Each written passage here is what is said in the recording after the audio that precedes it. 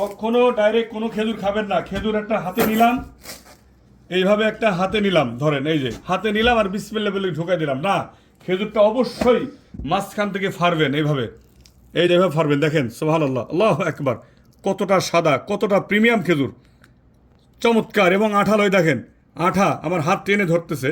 এই হলো অরিজিনাল খেজুর। এইভাবে যত দামি খেজুর হোক, যত ভিআইপি দোকান ধরো হোক, এসি 10টা লাগানো থাক, খেজুর মাঝখান থেকে না ফাইরে কখনো খেজুর খাবেন না। কারণ খেজুরের ভিতরে মাকুসা জালের মতন ফাঙ্কাস পড়া থাকে, খেজুরের ভিতরে পোকা মরে সোজা হয়ে ঘুমায় থাকে, খেজুরের ভিতরে কাঠের গুঁড়ার মতন হাজার হাজার পোকার ডিম থাকে।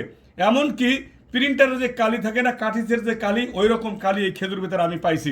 আমি খেজুর শর্টিং সৌদি আরবে যে সমস্ত খেজুরের শোরুমগুলায়, যারা স্টোর থেকে যেখান থেকে খেজুরগুলো শর্টিং হয়, বাছাই হয়, আমি ওখানে তাদের সাথে থেকে থেকে খেজুরের প্রসেসিংটা শিখছি আলহামদুলিল্লাহ। এজন্য আপনারা কখনো খেজুর না দেখে খেজুর খাবেন না।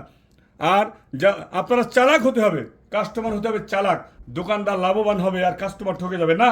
আপনার অবশ্যই যে ভাই আমি অবশ্যই খেজুর 2-3টা দেখবো, খুলবো, ফাড়বো, যদি ভালো হয় নিবো, নাহলে নিবো না, হিসাব শেষ, নগদ টাকা দিয়ে মাল কিনবো।